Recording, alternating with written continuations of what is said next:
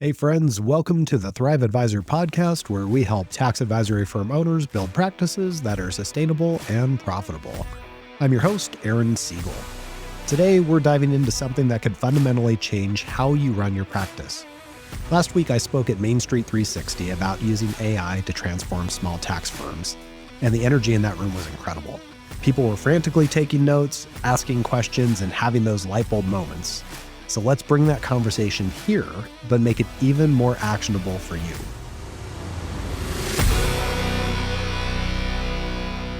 So here's what we're tackling today: how artificial intelligence can give you the leverage you desperately need when you're drowning in client work.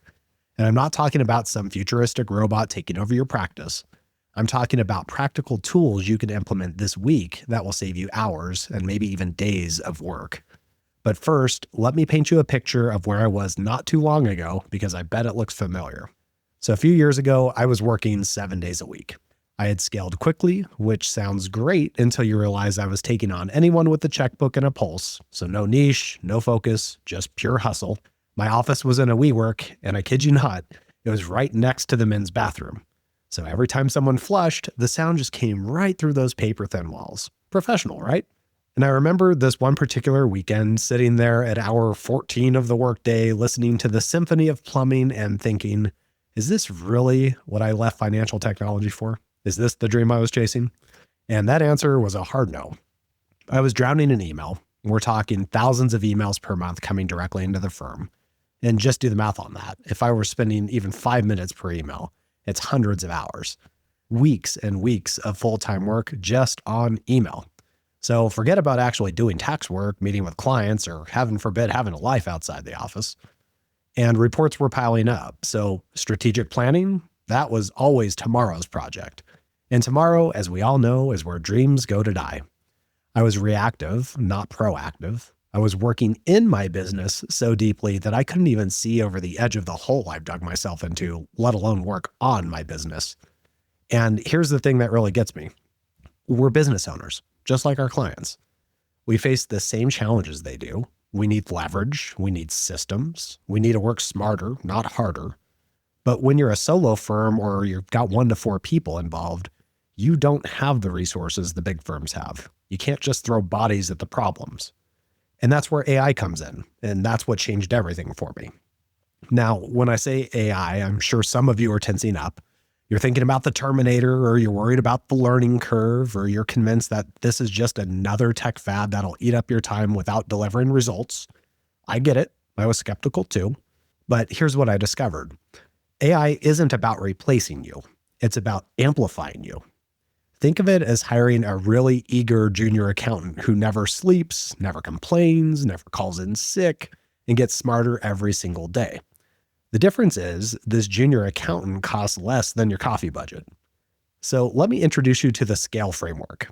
This is how you systematically leverage AI in your practice without losing your mind or your shirt in the process. So S stands for spot the pain points. What tasks make you want to throw your computer out the window? What eats up your time but doesn't require your expertise? C is choose your AI tools wisely. You don't need every new shiny toy. You just start with 1 or 2 that solve real problems. A is automate the repeatable tasks. So if you do something more than twice, it's a candidate for automation. L is learn from every interaction. AI gets better as you use it, but only if you're paying attention to what works and what doesn't work. E is evolve your processes continuously. So this isn't about set it and forget it. It's about constant incremental improvement. So let me show you how this works in practice. We'll start with the absolute basics. So if you've never touched AI before, here's your homework. Just download ChatGPT on your phone tonight. Don't overthink it. Don't research it to death. Just download it and then have a conversation with it. So no agenda, no expectations, just have a chat. Ask it about your day. Tell it about the client problem you're facing, then about tax law changes. Just get comfortable with the interface. And what you'll discover is that it starts to learn how you communicate. It adapts to your style, your concerns, and your way of thinking. And sometimes it gets so good at marrying you that it can be creepy. I've got a ChatGPT project called The Graveyard Shift because I have this terrible habit of waking up at 2 a.m. with random thoughts about work. So instead of laying there stressing about it, I have a quick conversation with Graveyard Shift, dump all my concerns, go back to sleep. The next day I can come back and it'll have had time to process everything and offer solutions. It's like therapy, except it's $20 a month instead of $200 an hour. But let's get more practical. Let me teach you something that transformed how I use AI, the CRIT prompting framework. This isn't my invention, but it's brilliant and it works. So CRIT stands for context, role, instructions, and task. So when you're asking AI to do something, you structure your request this way. So first is the context. So you give it the background. I have a client who owns 3 rental properties and is asking about cost segregation studies. Then the role. So you tell it what perspective to take. So act as an experienced tax strategist who specializes in real estate. Next is going to be the interview. So this is the crucial part here. So I always include ask me 1 question at a time, up to 6 questions total to clarify what you need to complete the task. And then finally, the task. So what do you want it to do? Just create a simple explanation of cost segregation benefits for my client. So the magic happens when you put these in the proper order. So the context, the role, the instructions or interview, and then the task. It's always in that order. And the AI processes everything sequentially. So if you put the task in the middle, it could ignore the things that happen after. So now let's talk about one of my favorite uses of AI, the angry email translator. We've all been there. You get that email from a client that just makes your blood boil. Maybe they're questioning your fee after you saved them $20,000. Maybe they're complaining about something that's entirely their fault. Whatever it is, your first instinct is to write back with both barrels blazing. So here's what I do now. I write the angry response. I let it all out. Every sarcastic comment, every frustrated explanation, every passive-aggressive jab. And then I copy that beautiful disaster, paste it into ChatGPT and say, this is what I want to say, but I need to remain professional. Please rewrite this to be firm but polite. And what comes back is usually perfect. It maintains my position, it addresses the issues, but it does so in a way that won't get me fired or sued. I've turned what used to be a 30-minute exercise in self-control into a 3-minute task. And speaking of the time savings, let me blow your mind with some information here. So remember the thousands of emails I mentioned. So now my average response time to clients is less than 4 business hours. And my average time spent per response is down to 3 minutes and 42 seconds. How? Automation and AI are working together. So here's a simple workflow you can implement this week. When someone books a discovery call through your Calendly link, instead of manually entering their information into your CRM, you can use a tool called Zapier to connect everything.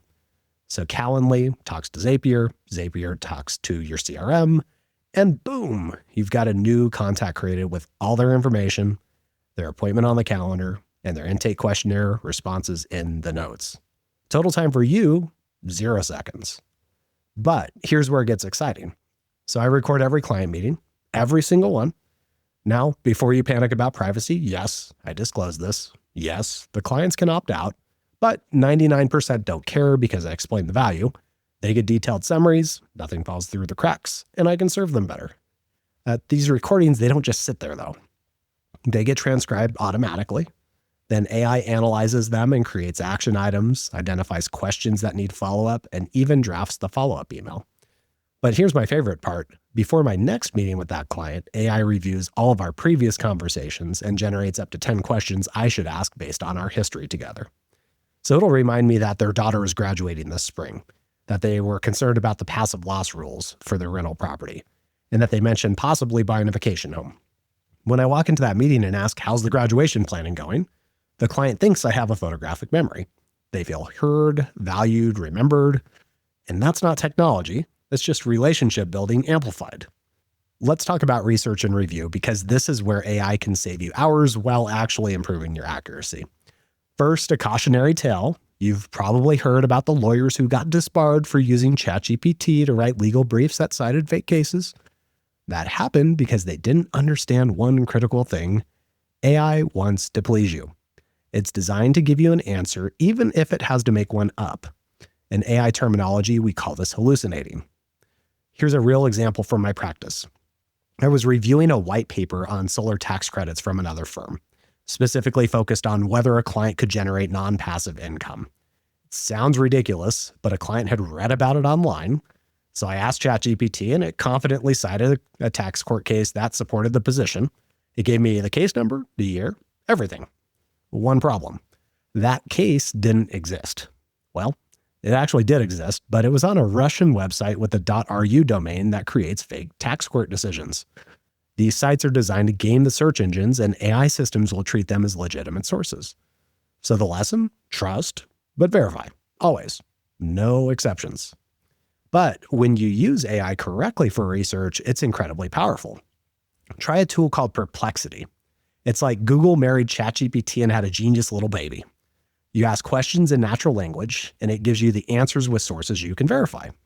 Or for another one, try Notebook LM from Google. I fed it the entire One Big Beautiful Bill Act, and it created a 20-minute podcast in which two AI hosts explain it to each other as if I were a fifth grader. It was brilliant. For tax return review, AI is a game changer. You can upload a draft return and ask it to look for anomalies. It's surprisingly good at catching things like, why does this Schedule C show $100,000 in travel expenses but only $50,000 in gross income? Or did you know that there's nothing on the auto expense line for a business that clearly requires driving? When you're a solo firm reviewing your own work, you're probably not going to catch your own mistakes. Your brain knows what should be there, so it sees what it expects to see. AI doesn't have that same bias. It just looks at the numbers and the patterns. So now let's talk about scaling without adding staff, because this is where things get really interesting. There's a tool called Scribe that watches you as you perform a task on your computer, and it automatically generates step-by-step documentation. So click here, type this, select that. It's not perfect, but it gives you 80% of the way there. So I use that to document processes and then hand the draft to my assistant and say, follow this, fix what's broken, update the document. And then I have SOPs that actually get used instead of gathering dust in a folder somewhere. But here's where it gets wild. There's also a platform called Delphi that lets you create an AI clone of yourself. So you feed it all of your meeting recordings, your emails, your documentation, thought process, anything you can feed it. Then your new team members can literally have conversations with you to learn how you think, how you approach problems, and what your standards are. The best part is you aren't the one doing it. Delphi is. And Tony Robbins was one of the first to commercialize this. So you can actually pay by the minute to get coaching from AI Tony or any of these other AI influencers out there. So it looks like him. It sounds like him. Draws from thousands of hours of his actual coaching. Is it creepy? Maybe. Is it the future? Absolutely. Imagine hiring a junior accountant and saying, before you bug me with questions, go ask AI Aaron. If AI Aaron can't help you, then come to me. And suddenly that junior's getting trained up 24/7 without eating up your time. So look, I know this sounds overwhelming. When I started this journey, I felt like I was drinking from a fire hose. But here's what I want you to understand. You don't have to do everything at once. And in fact, you shouldn't. So start with one thing. One painful, repetitive task that drives you crazy. It could be data entry from Calendly to your CRM. It could be writing those follow-up emails. It could be reviewing returns for obvious errors. Just pick one thing and automate it. So here's your 3-step action plan for this week. Step 1, download ChatGPT if you haven't already. Have the first conversation, get comfortable with it. Just ask it to explain something complex in simple terms. Ask it to help you write an email. Just play with it. Step 2 is then identify your biggest time suck. So like, what task do you repeatedly do that doesn't require your expertise? Write it down, then research one AI tool that could help. So just one. And then step 3 is start recording your client meetings. So use any tool, so Zoom, Teams, whatever, but just start building that library of your transcripts. You don't have to do anything with them yet. Just start collecting the data. The transformation doesn't happen overnight. When I first started using AI, I was still working those 70-hour weeks, but little by little, task by task, I started buying back my time. So that 5-minute email became a 30-second review. That hour-long review of our tax return became like a 15-minute spot check. That new client onboarding that took 2 hours became a 10-minute quality check of automated processes. So today I work about 40 hours a week during the tax season. In the off season, maybe 25. My response times are faster, my accuracy is better, my clients are happier. But most importantly, I'm not burned out. I'm not sitting next to that bathroom in WeWork wondering what went wrong with my life. I'm building a practice that serves my life, not the other way around. So AI isn't magic. It's not going to solve all your problems, but it is leverage. And for small firms, leverage is everything. It's the difference between drowning and thriving, between reacting and strategizing, between working in your business and working on your business. You don't need to be a tech wizard. You don't need a massive budget. You just need to start. Pick one thing, automate it, and build from there. Because every minute you save is a minute you can invest in growth, in relationships, in strategy, or honestly, in having a life outside of your tax returns. Remember, the goal isn't to replace the human touch in your practice. It's to amplify it, to free you up to do what only you can do. Build relationships, provide strategic advice, and solve complex problems. Let AI handle the rest. If you're ready to build systems with advisors who get it, come join us in the Thrive Advisor Collective on School. The link is in the show notes. And if this sparked a light bulb for you, share this episode with another advisor who's drowning in busy work and needs to discover how AI can give them their life back. You've been listening to the Thrive Advisor podcast. Work smarter, serve better, thrive always. We'll see you next time.